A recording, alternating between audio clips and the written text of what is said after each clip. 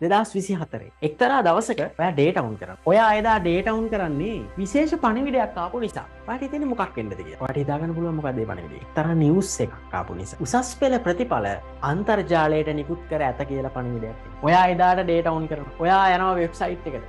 Department of Education ඔයාගේ විභාග අංකය ගහනවා. රිසල්ට් පෙන්වන්න කියන බටන් එක ඔබලා ඔන්න පුතේ ඊට පස්සේ මොකද වෙන්නේ? මේක ලෝඩ් වෙනවා. අර මෙහෙම ඊතලයක් වැට ලෝඩ් වෙනවා. මට චුට්ටක් හිතලා කියන්න. විභාග අංකේ ගහලා රිසල්ට්ස් පෙන්වන්න කියලා ඔබ එබුවට පස්සේ ඒ ලෝඩ් වෙන තිරය ලෝඩ් වෙමින් ගත වෙනකොට දැනෙන්නේ මොන වගේ හැඟීමක්? රිසල්ට්ස් පේජ් එක කැරකේ තියෙනකොට එන හැඟීම වචනෙන් විස්තර කරන්න බෑ. ඒක බයක්, කුතුහලයක් මිශ්‍ර වෙච්ච බයකුයි කුතුහලයකුයි අනිවාර්යෙන් තියෙනවා. මිශ්‍ර වෙච්ච අමුතුම හැඟීමක්. අපි වැඩි ආසත් නෑ. හැබැයි එහෙමයි කියලා අපි ඕක එපා කියන්නේ නෑ. රිසල්ට් නොබලා ඉන්නේ නෑ.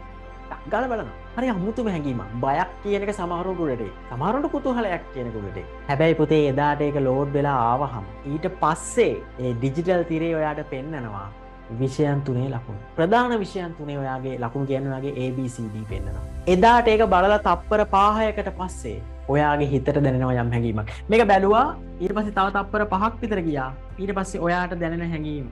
ඒක ගැන කතා කරමු. ඒ හැඟීම තාම කනගාටුදායක එකක් වෙන්නත් පුළුවන්.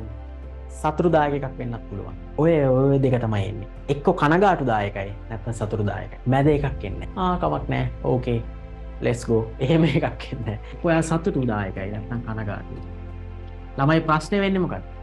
කනගාටුදායක හැඟීමක් ආවොත් තමයි එදාට පුතේ අර රිසල්ට්ස් ඇවිල්ලා ලෝඩ් වෙලා ඔයාගේ රිසල්ට් එක දැක්කම ඔයාට ඇඬෙන්න තරම් අවුලක් ආවොත් එදාට දැනෙන පපුව පාලාගෙන යන්න දැනෙන හැඟීම පුතේ ගෙදර ඇත් ඊට පස්සේ ගැන කතා වෙන්න ගන්නවා යාළුවොත් අහන්න ගන්නවා දැන් ගුරුත් අහන්න ගන්නවා ඔන්න එන්න වැඩි වෙනවා. ඒක සමහරට කාන්තා ගෑනු ළමයි ඒක ඇඬීමකින් ප්‍රකාශ කරන්න පුළුවන්. පිරිමි ළමයි වෙනත් විදිහකින් ජීවිතේ පාවෙලා වගේ කේන්ති ගිහිල්ලා හරි මොන හරි වෙලා ඔක්කොම දමලා ගහලා එහෙම ප්‍රකාශ කරන්න පුළුවන්. සමහරවරු දරා ගන්න බැරුව විවිධ තත්ත්වයන් වලට පත් වෙනවා. ඒක නම් ඉතාම අවාසනාවන්තයි. මම එහෙම වෙන්න කියන නෙමෙයි කිසිම කෙනෙකුට. නමුත් කනගාටුදායක කියන පුතේ ඕනම කෙනෙකුට ඒ එදාට ඒ රිසල්ට් එක අවුල් නම් පුතේ එතනින් එහාට අඩුතරමේ එදා රැයට කන්න බැරි වෙන එක හරි වෙනවා. හරි? ආන්න බෑ අම්මේ අද නම් ඕනේ නැහැ. එහෙම හරි වෙනවා. ටිකක් හිත ශක්තිමත් කෙනෙක් වුණත් පොඩි වෙලාවක් ඔහේ බලාගෙන හරි ඉන්නවා. පැත්තක් බලාගෙන හරි සද්ද නැතුව. හිත ශක්තිමත්ම කෙනෙක් වුණා. ඒ කනගාටුව ඔයාලා කවුරුත් අත්විඳින්න ඕනේ නැහැ. අත්විඳින්න හිතන්නවත් එපා ලබන අවුරුද්දේ මේ කාලේ. මම මේ බය වෙන මොටිවේෂන් එකක් නෙමෙයි කරන්න යන්නේ. වෙනස් විදිහේ කතාවක්.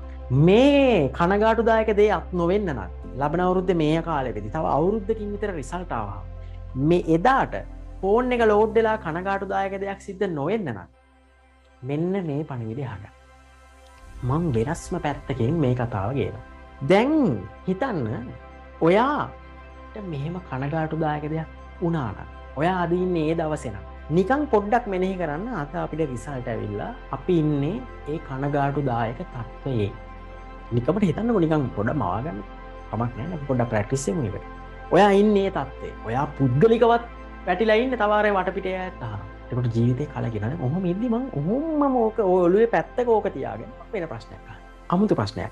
ජීවිතේ වටිනාම දේ මොකක්ද? අමුතු ප්‍රශ්න. ජීවිතේ මිනිස්සෙකුට ලැබෙන්න ඕන වටිනාම දේ මොකක්ද? විවිධ උත්තර දෙන්න පුළුවන්. හිතේ සතුට, කාලය, අම්මා තාත්තා, ආදරය, රැකවරණය, සෙනෙහස.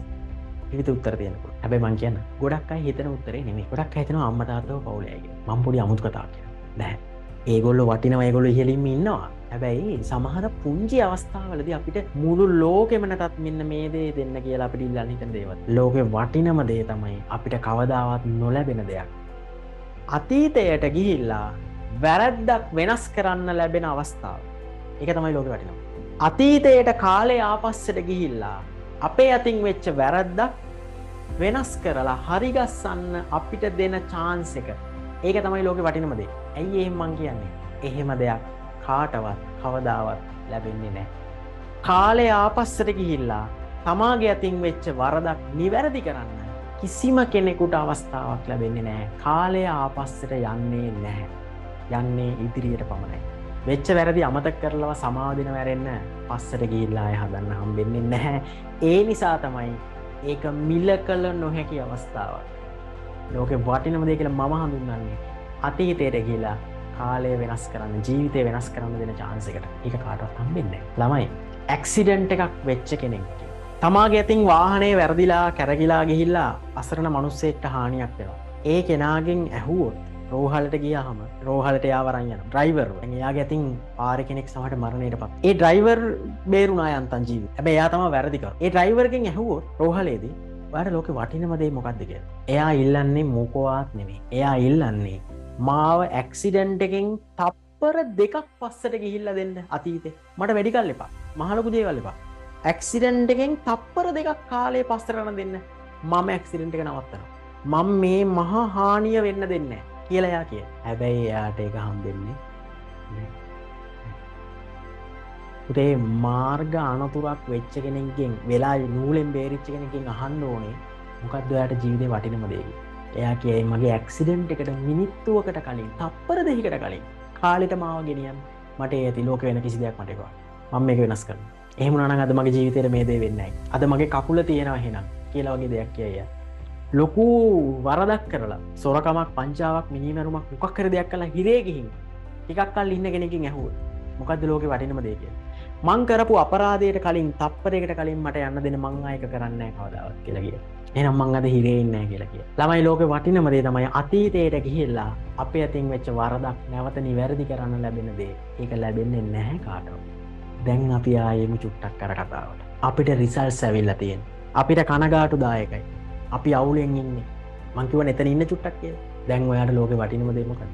පස්සට ගිහිල්ලා මේ කනගාටුදායක දේ වෙන එක වළක්වන එක. හැබැයි අද ඔයා ඉන්නේ එතන නම් රිසල්ට්ස් ආපු දවස නම් අද ඔයාට යන්න බෑ.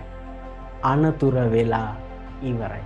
ඇක්සිඩන්ට් එක වෙලා ඉවරයි. ලෝකේ වටිනම දේ දැන් ඔයා ඉල්ලනවා. ඔයාට ඒක ලැබෙන්නේ නැහැ. ඔයාට නෙමෙයි මං හිටියොත් මෙතන මට ලැබෙන්නේ. හැබැයි ඒ කතාව මම මෙතනින් ඉවර කරන්නේ නැහැ. මම කතා දෙක සම්බන්ධ කරා. හැබැයි ඔතනින් ඉවර වෙන්නේ සතුටකින්. මෙන්න මෙහෙම. දැන් ඔයා උපකල්පන දෙකක් උඩ ඉඳගෙන දුක් වෙනවා ඇති. මගේ රිසල්ට්ස් ආවා. දැන් මේක අවුල්. මට ආයෙ පස්සට යන්න බෑ. ඔය කරුණු දෙක. හිතන්න ඔයා මෙතන ඉද්දි ඔයාට දෙවියෝ වරමක් දෙනවා කියලා. කාටවත් දුන්නේ නැහැ මෙච්චර කල් ඉතිහාසයේ. අර ඇක්සිඩන්ට් වෙච්ච රියදුරාට දුන්නෙත් නැහැ. ඔයා ගාවට ඇවිල්ලා දෙවි කෙනෙක් වරමක් දෙනවා. පුතේ ඕන දෙයක් ඉල්ලන්න කියලා. මෙන්න මේ දවසේ. දැන් ඔයා ඉන්නේ එතන. එයා හොඳටම දුක් වෙවි ඉන්න ඔයාට අනාගතේ වෙනස් අතීතේ වෙනස් කරන්න බෑ කියලා. ඔයා ගාවට දෙවි කෙනෙක් වෙලා වරමක් දෙනවා. හිතන්න කියන්නේ. ටික හිතන්න ඔයාගේ ඉල්ලන ඕනම දෙයක් කියන්නේ. ඔයා මොකක්ද ඉල්ලන්නේ? ඔයාගේ උසස් පෙළ ප්‍රතිඵල ඇවිල්ලා ඔයා අඬමින් ඉන්න වෙලාවේ ඔයා ඉල්ලන්නේ. ඔයා ඉල්ලනවා මට ආය අතීතයට යන්න දෙන්න. මාස කිහිපයක්වත් දෙන්න. දවසක් මදි. මාස කිහිපයක් දෙන්න. මම මේක වෙනස් කරනවා. මට වෙච්ච දේ මං ආයෙ වෙන්න දෙන්නේ නැහැ. වෙන්න නම් දෙන්නේ නැහැ. මං අතීතයට ගිහිල්ලා මේක වෙනස් කරනවා කියලා ඔයා ඉල්ලනවා ඒක. හැබැයි පුතේ එහෙම ඉල්ලන්න දෙවියෝ වරම් එහෙම අරන් කාටුන් වල වගේ වරම් අරගෙන එන්නේ නැහැ. හරිද? හැබැයි මේ අහගන්න මම මේ කියන්නේ පොඩි දෙයක් එක්ක. එදාට දෙවියෝ වරමක් අරන් එන්නේ නැහැ. හැබැයි ඔයා පොඩ්ඩක් කොනිටගෙන බලන්න. චුට්ටක් ෆෝන් එකේ පොඩ්ඩක් ඔයා බලන් ඉන්න ෆෝන් එකේම චුට්ටක් ටච් කරලා උඩින් දිනේ බලන්න. ළඟ කැලෙන්ඩරයක් තියෙනවා නම් දිනේ බලන්න. ඔයාට ඒ වරම ලැබුණා නම් ඔයා මෙතනට දැන් ගිහින් දුක් වුණානේ. ඔයාට ඒ වරම ලැබුණා නම් ඔයා ඉන්න ඕනේ කොහෙද? කවද්ද? එහෙම දෙයක් වෙලා අනතුර වෙලා ඔයා අඬලා ඔයා දුක් වෙලා ඉද්දි සුරංගනා කතාවක වගේ ඔයාට දෙවි කෙනෙක් ඇවිල්ලා වරමක් දුන්නා නම් ඔයා ලෝකේ වටිනම දේ ඉල්ලනවා. කාලය ආපස්සට ගිහිලා මට හරි ගස්සන්න දෙන්න කියලා. එහෙම දුන්නා නම් ඔයා ඉන්න ඕනේ අද මෙතන පන්ති අහගෙන. එහෙම නේද?